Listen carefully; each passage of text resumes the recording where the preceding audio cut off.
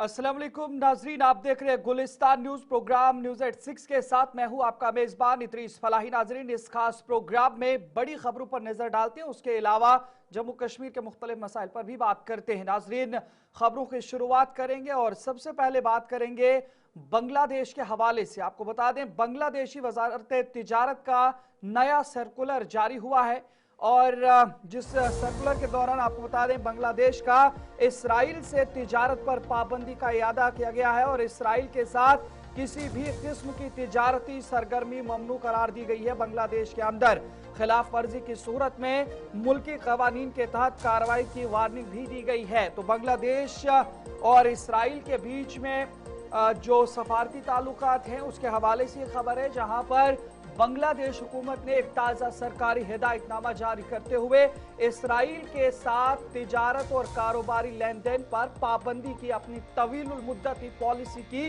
दोबारा तौसीक कर दी है। यह नोटिफिकेशन वजारत तिजारत की जानिब से जारी किया गया है। हुकूमत की जानिब से जारी करदा सर्कुलर में वाज़ेह किया गया है कि इसराइल के साथ किसी भी किस्म की दरामद, बरामद या तिजारती सरगर्मियां ममनू है और ये पाबंदी बांग्लादेश की मौजूदा तिजारती और खारजा पॉलिसी के दायरे कार में आती है। इस हिदायतनामे का इतलाक तमाम तिजारती तरीकों और तिजारती इदारों पर होता है और तमाम मुतल्लिका हुकाम और स्टेक होल्डर्स को इस पर सख्ती से अमल करने के हवाले से हिदायत दी गई हैं और दस्तावेजात के मुताबिक हुकूमत ने हालिया पेशरफ्त और मुरासलत का जायजा लिया है, जिसकी वजह से अपनी पोजीशन की वजाहत जरूरी थी। उनकी जानिब से यह कहा गया है और वजारत ने इस बात पर भी जोर दिया है कि यह पाबंदी कोई नई पॉलिसी नहीं बल्कि बांग्लादेश की तवीलुल मुद्दती खारजा पॉलिसी के मुताबिक उसूलों की दोबारा वजाहत है।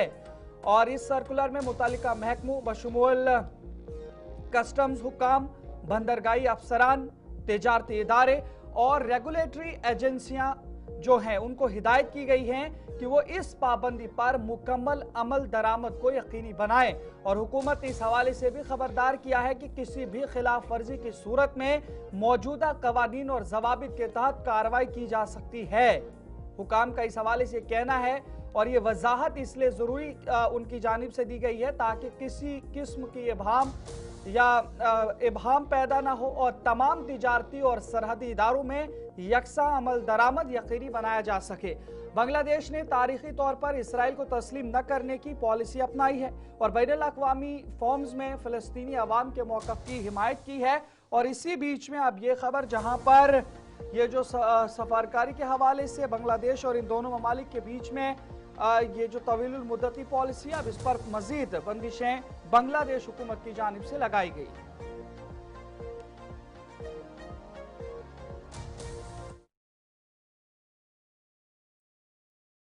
लद्दाख के हवाले से भी करेंगे और लद्दाख के लेफ्टिनेंट गवर्नर कविंदर गुप्ता की जानिब से आज दिल्ली का दौरा किया गया है और खास बात इस दौरे की यह रही कि वज़ीर आज़म मोदी के साथ मुलाकात की गई है। लद्दाख में इंफ्रास्ट्रक्चर और राब्ताकारी पर तफसीली तबादले ख्याल वज़ीर आज़म मोदी के साथ लेफ्टिनेंट गवर्नर लद्दाख कविंदर गुप्ता की जानिब से किया गया है। खास तौर पर जो मौजूद बहस रहे इस मुलाकात के दौरान और जो इतलात मिली है कि जो टूरिज्म है यानी सयाहत के फरोग और पायदार तरक्की पर जोर दिया गया है इस मुलाकात के दौरान। खासकर जो लेफ्टिनेंट गवर्नर कविंदर गुप्ता हैं लद्दाख के, उनकी जानिब से ये भी मजीद जानकारी दी गई है। सरहदी और दूर दराज इलाकों की फलाह बहबूद अव्वलीन तरजीह रहेगी हुकूमत की और इस हवाले से वज़ीर आज़म मोदी की जानिब से उन्हें यकीन दहानी भी कराई गई है। लेफ्टिनेंट गवर्नर लद्दाख कविंदर गुप्ता ने कौमी दारुल हुकूमत दिल्ली में वज़ीर आज़म नरेंद्र मोदी से मुलाकात की है और अवामी बहबूद और लद्दाख के मजमूई तरक्याती मनसूबों पर तफसीली बातचीत की है। मुलाकात में इंफ्रास्ट्रक्चर, सड़क और डिजिटल कनेक्टिविटी, खास तौर पर दूर दराज और सरहदी इलाकों में सयाहत को फरोग देने और नौजवानों, खवातीन, सरहदी और खाना बदोश कम्युनिटी की फलाह बहबूद पर जोर दिया गया है। वज़ीर आज़म मोदी ने लद्दाख की तरक्की के लिए मरकजी हुकूमत की मजबूत वाबस्तगी का इयादा करते हुए तमाम मनसूबों में ताउन और बर वक्त अमल दरामद की यकीन दहानी कराई है और इलाके को मुस्तहकम, पायदार और मुतवाज़िन तरक्की का मॉडल बनाने पर भी जोर दिया गया है। तो ये खास मुलाकात आज लेफ्टिनेंट गवर्नर लद्दाख कविंदर गुप्ता की, जो वज़ीर आज़म मोदी के साथ कौमी दारुल हुकूमत दिल्ली के अंदर की गई है, जहां पर लद्दाख के हवाले से ये सारे मामलात की बात करें तो वहां पे ये बात हुई है। नजर आगे बढ़ेंगे तो बात शोपियां के हवाले से भी करेंगे। शोपियां पुलिस की जानिब से एक जालसाज को गिरफ्तार करने का दावा किया गया है।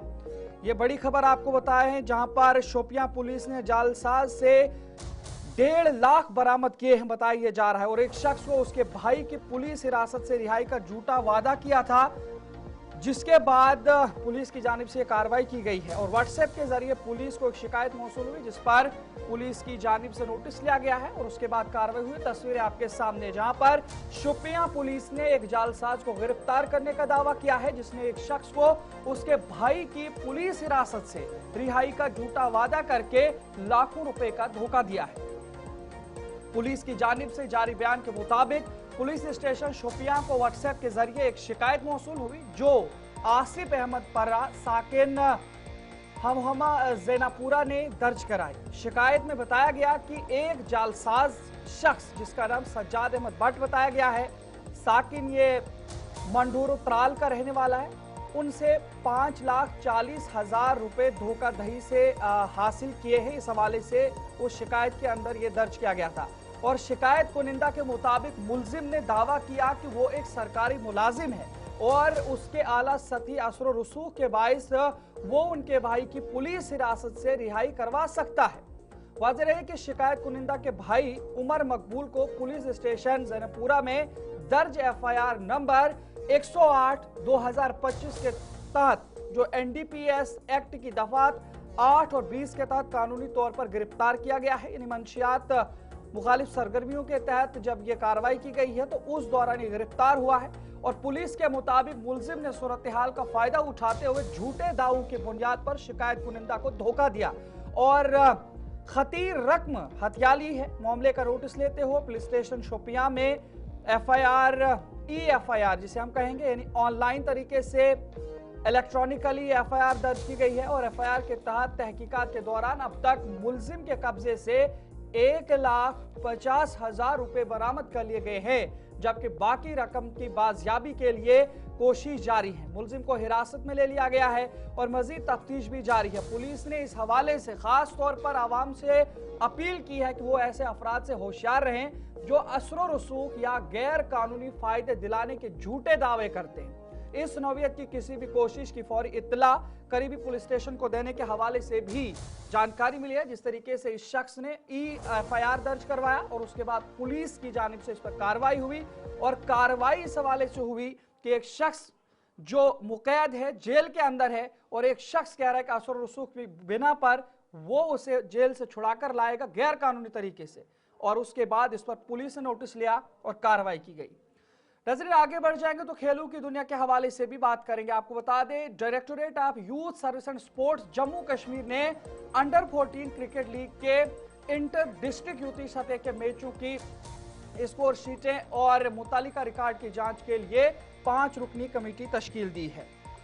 आपको बता दें, ये 5 रुकनी जो कमेटी है, इसके हवाले से बताया जा रहा है कि टीम सिलेक्शन की जांच के लिए 5 रुकनी कमेटी तश्कील दी गई है, और स्कोर शीट्स और रिकॉर्ड्स की छानबीन करने के हवाले से ये तश्कील दी गई है।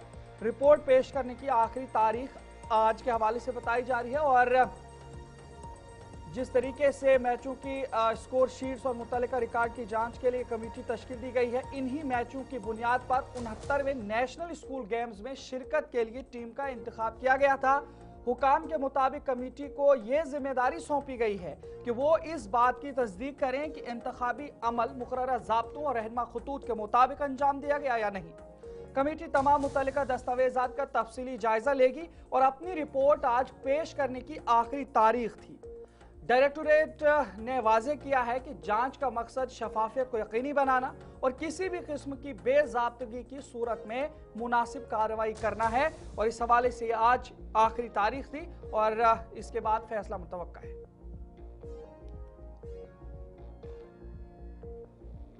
नाज़रीन, आगे बढ़ जाएंगे तो बात सियासत के हवाले से भी करेंगे। जम्मू कश्मीर के अंदर आज आर पार सियासत गर्म रही है और एक दूसरे पर निशाना साधने की कोशिश की गई है। आपको बता दें, सबसे पहले बात करेंगे काबीना वजीर सकीना इत्तू के एक बयान के हवाले से, जिसमें काबीना वजीर सकीना इत्तू की जानिब से कहा गया कि रियासती दर्जा न होने से इख्तियारात जम्मू कश्मीर के अंदर मुंतखब हुकूमत के पास महदूद हैं और जम्मू कश्मीर यूटी में काम करना मुश्किल है। इस हवाले से काबीना वजीर सकीना इत्तू की जानिब से कहा गया है और यूटी में इख्तियारात महदूद होने की वजह से काम करने में रुकावट आ रही है हुकूमत को। ये आज उनकी जानिब से फिर से एक बार दोहराया गया, जो कई बार नेशनल कॉन्फ्रेंस की जानिब से कई ऐसे स्टेटमेंट्स आए इस हवाले से, लेकिन आज फिर से इस बयान को दोहराया गया है काबीना वजीर सकीना इत्तू की जानिब से। उनकी जानिब से कहा गया, जम्मू कश्मीर काबीना वजीर बराए तालीम, सेहत और तिब्बी तालीम और समाजी बहबूद सकीना मसूद इत्तू ने आज कहा है कि रियासती दर्जा न होने की वजह से इख्तियारात महदूद है, जिसके बायस यूटी हुकूमत में रहते हुए भी काम करना मुश्किल हो गया है। उन्होंने कहा कि जम्मू कश्मीर को यूटी बनाने के बाद इख्तियारात का ज्यादातर कंट्रोल मरकज के पास है, जिससे जमीनी सतह पर अवामी मसाइल के हल में रुकावटें पेश आ रही हैं। सकीना मसूद इत्तू ने कहा कि तालीम और सेहत जैसे अहम शोबों में इस्लाहात की अशद जरूरत है, ताहम इख्तियारात की कमी तरक्याती फैसलों में रुकावट बन रही है। उन्होंने मजीद कहा कि जम्मू कश्मीर को मुकम्मल रियासती दर्जा बहाल किए बगैर अवामी उमंगों की तकमील मुमकिन नहीं। इन बातों का इजहार उन्होंने जिला उधमपुर में असतिजा के एक कन्वेंशन के बाद जराई ब्लॉक के नुमाइंदों से बात करते हुए किया। उन्होंने असतिजा के किरदार को सराहते हुए कहा कि कौम की तामीर में असतिजा का बुनियादी किरदार है और हुकूमत इनके मसाइल के हल के लिए संजीदा कोशिश भी कर रही है। उनकी जानिब से आज क्या कुछ बयान दिया गया है वो भी जरा सुनते हैं। सरकार की क़ियादत जनाब उमर अब्दुल्ला साहब कर रहे हैं। इस सरकार के दौरान हमारा यही मकसद है कि हम लोगों के बीच में जाए, क्योंकि हमें लोगों ने इलेक्ट होके भेजा है। हम कोई सिलेक्टेड गवर्नमेंट नहीं है, बल्कि इलेक्टेड गवर्नमेंट है। लोगों ने वोट दिया है, लोगों ने एतमाद दिया है और हमारी कोशिश है कि लोगों के बीच में पहुँचे और लोगों की बात सुने, सिर्फ सुने ही नहीं, उसका इजाला भी कर सके। और यही हमने किया है। हेल्थ डिपार्टमेंट में दूर दराज इलाकों के जो हॉस्पिटल है, जो बुरी कंडीशन में थे, या डिस्ट्रिक्ट हॉस्पिटल या सब डिस्ट्रिक्ट हॉस्पिटल, इसी तरह एजुकेशन सेक्टर में भी बहुत मुश्किलें थी, बहुत परेशानियां थी। डिपार्टमेंट के इंस्टीट्यूशंस हेडलेस थे, डिस्ट्रिक्ट में ऑफिसर्स नहीं थे, डीपीसीज नहीं हुए थे। लेकिन अल्लाह का शुक्र है, आज हमें लगता है कि दिखाई दे रहा है कि सरकार ने जो काम किया है, जो इम्प्रूवमेंट की है, चाहे हेल्थ सेक्टर हो, स्कूल एजुकेशन हो, हायर एजुकेशन हो, चाहे सोशल वेलफेयर हो, और जो बाकी डिपार्टमेंट्स पीडी भी हो, आरएन भी हो, आज अल्लाह का शुक्र है कि हर डिपार्टमेंट एक ट्रैक पे आया हुआ है और हर काम जो है वो सिस्टमेटिक चल रहा है। देखिए, स्टेटहुड और यूटी में आसमान ज़मीन का फ़र्क है, इसमें कोई दो राय नहीं है। क्योंकि मैं 30 साल इस सिस्टम में रही हूँ, 24 साल मैंने ज़्यादातर मिनिस्टर रही हूँ। मैं यूटी में भी रही हूँ, डिप्टी मिनिस्टर रही हूँ, MOS रही हूँ, कैबिनेट मिनिस्टर रही हूँ सोशल वेलफेयर की, आज फिर कैबिनेट मिनिस्टर हूँ। लेकिन जितना डिफ़िकल्ट आज काम करना है, उतना पहले एज डिप्टी मिनिस्टर भी, जब मेरी स्टार्टिंग में मेरा कैरियर था, तब भी इतना डिफ़िकल्ट नहीं था। जितना आज डिफ़िकल्ट है काम करना, उतना डिफ़िकल्ट स्टेट में नहीं होता है। बहुत सारी चीज़ें हैं जो आज यूटी में काम करना मुश्किल है। जो आपके पावर जो हैं वो कम किए गए हैं, उतने पावर नहीं है जितने स्टेट में हुआ करते थे। तो मुश्किल तो है, उसमें कोई दो राय नहीं। देखिए, सेंटर हमारे पास जम्मू कश्मीर में 28,000 के करीब है। ये 28,000 कब लगे, कब इनकी सेंक्शन आई हैं, वो शुरू में कादिसानी डॉक्टर फारूक अब्दुल्ला साहब जब 96 में मिनिस्टर बने, उस वक़्त उन्होंने ये ICDS प्रोजेक्ट स्टार्ट करवाए, हेल्पर वर्कर लगवाए। उसके बाद 8 से 14 तक जो मैं सोशल वेलफेयर मिनिस्टर थी, मैंने लगभग 1000-1500 सेंटर जो है उनकी अप्रूवल लाई। जो दिल्ली में सरकार थी, जो उनकी सोशल वेलफेयर मिनिस्टर थी मैडम, वहाँ पे उनसे ये सेंक्शन करवाए थे, वो सिलेक्शन हुआ। उसके बाद 2015 या 14 के बाद जब से हमारी सरकार गई, आज तक एक भी नए ICDS सेंटर में अप्रूवल नहीं आई है। कोई भी नया ICDS सेंटर सेंक्शन नहीं हुआ है। अगर कहीं कहीं पे कोई ये जो एडजस्टमेंट थी वो पेंडिंग थी, एडवर्टाइजमेंट नहीं निकाला गया था कोर्ट केस की वजह से, या पहले जो सेंटर सेंक्शन है वो पेंडिंग थे। अब मैंने डायरेक्शन दिया है डिपार्टमेंट को, जो ऑलरेडी अप्रूव्ड सेंक्शन सेंटर्स है उनका एडवर्टाइजमेंट निकले ताकि जिनका मेरिट हो वो उसमें अप्लाई कर सके, उनको ये रोज़गार मिल सके। लेकिन पिछले 6 या 8 वर्षों में कोई भी जम्मू कश्मीर में ICDS का नया सेंटर नहीं आया, नहीं अप्रूवल आई है। हमने ऑलरेडी गवर्नमेंट ऑफ इंडिया को लिखा है कि ICDS सेक्टर में जो हमारे लेफ्ट हाउस एरिया है, अनकवर्ड एरियाज है, उनके लिए भी ICDS सेंटर की नीड है, ज़रूरत है। प्रपोजल गया हुआ है, अब दिल्ली से कब सेंक्शन आती है, कब वो देते हैं, वो अब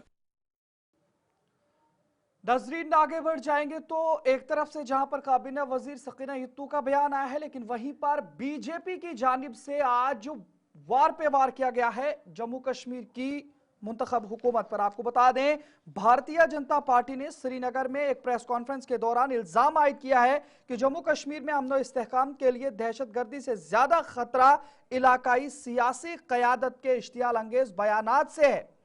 बीजेपी की तर्जुमान रजनी सेठी ने हुकूमत नेशनल कॉन्फ्रेंस और अपोजिशन पीपुल्स डेमोक्रेटिक पार्टी की कयादत पर इल्जाम लगाया कि वो मुसलसल ऐसे बयानात दे रहे हैं जो फिरका वाराना हम आहंगी, तरक्की और रियासत की छवि को नुकसान पहुंचा रहे हैं।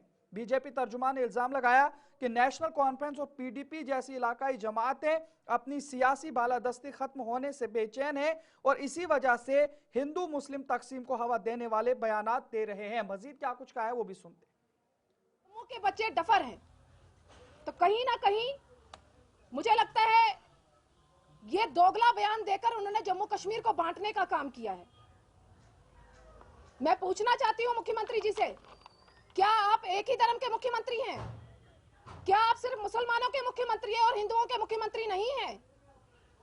क्यों आप लोगों ने अपने शासनकाल में, जब आप मुख्यमंत्री, आपकी सरकार थी, आपके पिताजी यहां पर सरकार में थे, तब भी आपने हिंदुओं के साथ यही काम किया? मुझे लगता है कि कोई भी व्यक्ति नहीं भूला है वो दिन जब आपकी सरकार में यहां कश्मीरी पंडितों का पलायन हुआ, जब आपकी सरकार में आप लोग तमाशा देख रहे थे और कश्मीरी पंडित देश के अलग अलग कोने में तबाही की कगार पर खड़ा हो गया। आज ना उनका घर बार है, ना वो कश्मीर आने के लिए तैयार है, क्योंकि आप लोगों ने माहौल ही ऐसा खड़ा कर दिया है। कहते हैं कि हमने बचपन से सुना था कि किसी ने अगर पालतू जानवर पाला होता है, किसी के घर में कुत्ता अगर रखा जाए, कुत्ता भी वफादार होता है अपने मालिक का। उसको मालिक जो खाना देता है, रोटी देता है, पालता है, तो कुत्ता उसी के लिए वफादारी करता है। मुझे लगता है कि ये उनसे भी गए गुजरे हैं। ये खाते हमारे देश का है मगर गुणगान पाकिस्तान का करता है। चाहे वो पीडीपी है या एनसी है, जम्मू कश्मीर में उनके बयानों से लगता है कि उनको दर्द सिर्फ पाकिस्तान का है, अपने हिंदुस्तान से प्रेम नहीं है। जो वो बयान दे रहे हैं कि वो भारत माता की जय नहीं बोलेंगी, मेरा सवाल उनसे कि भारत माता की जय जिस देश का खा रहे हो, जिस देश के फैसिलिटीज को यूज कर रहे हो, जिस देश के संविधान की शपथ लेकर आप लोग मुख्यमंत्री बने हो, तो आज आप कह रहे हैं कि हम उस देश की भारत माता की जय नहीं बोलेंगे। हिंदुत्व का मतलब अपने देश से प्यार करना है। हिंदुत्व का मतलब अपने देश की हर वस्तु से प्यार करना है। हिंदुत्व आपने क्या समझा? जो तिलकदारी होता है तो वो हिंदुत्व हो गया? क्या इस्लामिक हिंदुस्तानी नहीं है? क्यों आप लोगों ने मुसलमानों को कट्टरवादी शो कर दिया है? क्यों हर देश के कोने में मुसलमानों को शक की नजर से देखा जा रहा है? क्यों कश्मीर के कुछ कट्टरवादियों के कारण जम्मू भी भुगत रहा है? आज की डेट में जम्मू का भी अगर कोई व्यक्ति बाहर की स्टेट में जा रहा है तो उसको भी शक की निगाह से देखा जाता है, उसकी आईडी चेक की जाती है। उनको लगता है कि जम्मू और कश्मीर एक है। उनको लगता है कि कश्मीर के कट्टरवादी लोगों के साथ साथ जम्मू के लोग भी कट्टरवादी हैं। क्यों ऐसी इमेज जम्मू कश्मीर की बना रहे हो? एक तरफ आप बयान देती हैं कि शॉल वालों को मारा जा रहा है, दूसरी तरफ आप कह रही हैं कि हिंदुत्व को हम चलने नहीं देंगे। जब आप ऐसा बयान देती हैं, कहीं ना कहीं उसका नुकसान उनका। नजरी इधर नेशनल कॉन्फ्रेंस के तर्जुमान आला तनवीर सादिक ने भारतीय जनता पार्टी के इल्जामात पर अफसोस का इजहार करते हुए कहा कि भाजपा जम्मू कश्मीर और पूरे मुल्क में सिर्फ मजहब और तकसीम की सियासत करती आ रही है। उन्होंने कहा भाजपा के पास न मरकज में कुछ है और ना ही जम्मू कश्मीर में, इसलिए वो अब बहाना बना रही है। उन्होंने मजीद कहा कि किरायों में इजाफे पर हुकूमत की जानिब से कोई हुक्मनामा जारी नहीं हुआ है। अफसोस है कि बीजेपी अब इस निचली लेवल पे आ गई है कि अपनी सियासत के लिए वो हिंदू मुस्लिम करा रही है, आतंकवादी बता रही है। उनकी अब ये आदत हो चुकी है किसी तरीके से कश्मीरी मुसलमान के ऊपर उंगली उठाना। आज की डेट पे पूरे मुल्क में अगर कोई कश्मीरी और मुसलमान जाता है तो पहले ही उसके साथ पूछताछ होती है। अगर आपको वो गुड़गांव वाला याद होगा जहां उनने एक निकाला था कि जो फॉरेनर्स और कश्मीरी उनको पूरा वेरिफिकेशन होनी चाहिए। तो जब ऐसे बयान आते हैं तो कश्मीरी मुसलमान पे ऊपर खामखा एक एक उसको कहते हैं ना शक की नजर से देखते हैं। तो मुझे लगता है बड़ा अफसोस है, जानबूझ के ये किए जा रहे हैं क्योंकि उनके पास कुछ भी दिखाने के लिए नहीं है। ना उनके पास तब था जब उन यहाँ चला रहे थे 5-6 साल, ना उनके पास मुल्क में दिखाने के लिए, और ना उनके एमएलए के पास अब कुछ है दिखाने के लिए। अब अफसोस है कि वो इसको हिंदू मुस्लिम जम्मू वर्सेस कश्मीर कर रहा है। नहीं तो आप मुझे बताइए, स्टेटहुड जिस जो एक प्रॉस्परस स्टेट थी जम्मू कश्मीर की, उसको तोड़ के 2 हिस्सा कर दिया, दरबार मुंह खत्म कर दिया, यहाँ के लोगों के जो हुकूक थे उसको छीन लिए। और वो हम लोग हैं जो स्टेटहुड के लिए लड़ रहे हैं, दरबार मुंह रेस्टोर किया। हम चाहते हैं कि जम्मू और कश्मीर, हिंदू और मुस्लिम हर एक साथ बैठे। पर अफसोस है ऐसी सियासत के लिए उनको वोट पड़ रहे हैं। बट मुझे लगता है देर आए, एक दिन जरूर आएगा जब जो जम्मू के लोग भी हैं और इस मुल्क के लोग बीजेपी को नकार। अब उनके पास कुछ है ही नहीं तो वो यही बोलेंगे ना, पहले जो स्टेटहुड इस रियासत को था वो तो पहले दिला दीजिए। और ये कुछ लोग हैं जो उनका बस यही सियासत है कि जम्मू में हिंदू मुस्लिम करे, ऐसी सियासत करे। वो तब भी फेल हो गए हैं, वो आज भी। देखिए, है एक जेन्युइन कंसर्न तो है। अब जहां तक एक चुनिंदा सरकार का काम था, जिस तरह उमर अब्दुल्ला साहब ने कहा था कि मैं 6 महीने में ये कंप्लीट करूंगा, लीगल ओपिनियन ले लेंगे, उसके बाद जो भी जब भी ये कैबिनेट में वापस आया तो उसके बाद ये लोक भवन चला गया। जितना हमारा काम था हमने किया और हम कोशिश किया कि जल्द से जल्द हो। अब वहां तक ये रुका हुआ नहीं है। अब हम कोशिश करें कि हम लोक भवन तक और प्रेशर डालें कि जल्द से जल्द वहां का जो हमारी रिपोर्ट है वो वापस आ जाए। और जिस तरह आपने ये कुछ बातें कही हैं उसके ऊपर थोड़ा सा जो है, मैं समझ सकता हूँ कि बहुत सारे ऐसे जो स्टूडेंट्स हैं वो कंसर्न है कि ऐसा क्यों हो रहा है। बट थोड़ा सा इनको और सब्र करना है जब तक हम भी, और मैं चाहता हूँ कि जो ये अपोजिशन लीडर्स हमें तनकीद कर रहे हैं, मुझे लगता है उनको भी राजभवन पे थोड़ा प्रेशर डालना चाहिए। हम लोग तो अपना काम कर रहे हैं, उनको भी करना चाहिए। बनिस्बत माँ बंद ये खुली होती है, बेटी बंद होती है, झूठ बोलते हैं, उसके बाद बाहर आकर सियासत करते हैं। इसमें सियासत नहीं, ये एक जेन्युइन कंसर्न है और हमने वादा किया इसकी रैशनलाइजेशन। और वो देखिए, नजदीक आगे बढ़ जाएंगे तो बात सयाहत के हवाले से भी करेंगे। कश्मीर के अंदर जिस तरीके से सयाहती मकामात और खासकर सर्दियों में बर्फबारी हुई है और किस तरीके का रश देखा जा रहा है अलग अलग मकामात पर, इस हवाले से भी आपको बताएंगे खबर। और खबर यह है कि कश्मीर भर में सयाहों की आमद रोज बरोज बढ़ती जा रही है और नुमाया इजाफा देखने को मिला है। जहां वादी के कई मारूफ सयाहती मकामात पर गहमा गहमी में इजाफा हुआ है। श्रीनगर के तारीखी मुगल गार्डन्स खासतौर पर सयाहों की तवज्जो का मरकज बने हुए हैं, जहां एक बार फिर रौनक, रंगारंग सरगर्मियां और त्यौहार जैसा माहौल नजर आ रहा है। मुल्क के मुख्तलिफ हिस्सों से आए सयाहों ने कश्मीर के दौरे पर खुशी का इजहार करते हुए वादी की कुदरती खूबसूरती, पुरअमन माहौल और मकामी लोगों की गर्मजोशी, मेहमान नवाजी की भरपूर तारीफ की है।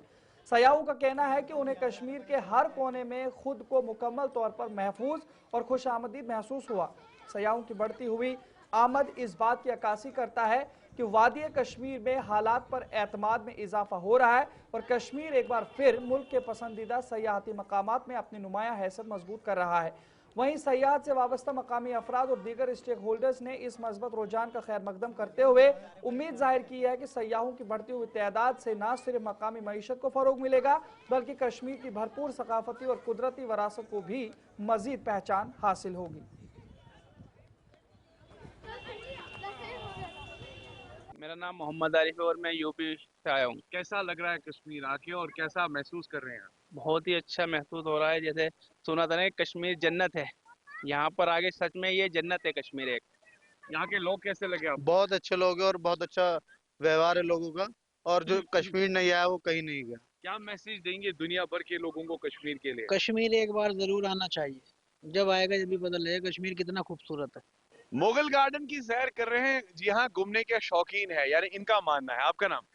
सपना से। सपना, कहाँ से आई हैं आप? सर गुजरात से। गुजरात से। बताइए, घूमने की कितने शौकीन है आप? मैं बहुत। क्या क्या देखा कश्मीर आके? कश्मीर सर अभी तो स्टार्ट किया है, फर्स्ट यही है। और मंदिर जाके आए। ओ शुक्राचार्य कौन थे? Shankaracharya. Okay Shankaracharya sorry. Sir, आप साथ में आए हैं। बताइए कश्मीर में इस वक्त कैसा माहौल लग रहा है, एकदम से लोग, यहाँ का वातावरण कैसा लगा आपको? बहुत ही सुंदर माहौल है, हम्म, लोकेशन भी बहुत अच्छा है, लोग भी बहुत अच्छे हैं। और यहाँ के लोग और बड़े खूबसूरत हैं। यहाँ के लोग बड़े खूबसूरत हैं। तो यहाँ के लोगों के बारे में इतना कहना है आपका कि बहुत खूबसूरत है। अच्छा, बार बार यहाँ आने का मन है? यस सर, इतनी खूबसूरत सी जगह तो बार बार आने का मन ही होगा ना। इतनी अच्छी वादियां हैं, क्या देखिए क्या आप। मेमोरीज ले जाएंगे अपने साथ आप? सर यहाँ पे जो भी है सब अच्छा है, बहुत खूबसूरत है। और यहाँ पे जो क्वालिटी वाली चीजें खाने पीने की वो भी बहुत अरे वाह, बेस्ट है। मैडम वो खाने तो पीने की शौकीन लगती हैं, तो खर्चा वर्चा तो हुआ होगा। अच्छा, बढ़िया। अच्छा जी, ओरिजिनल ड्राई फ्रूट्स जो है वो कितने अच्छे हैं स्किन के लिए। वाह। अभी हम शिकारा में राइड करके आ रहे हैं, उसमें भी बहुत अच्छा लगा नदी। यानी ये मान के चले कि एकदम सुकून है, कोई टेंशन नहीं है। क्या मैसेज देंगी आप गुजरात से आई हैं, क्या मैसेज देंगे सर आप? और भी लोग आए और इसका आनंद इन उठाए। खूबसूरत वादियों का आनंद लें। और ये जो मौसम है यहाँ का वो भी बहुत ही सुंदर है। क्या मैसेज देंगे आप?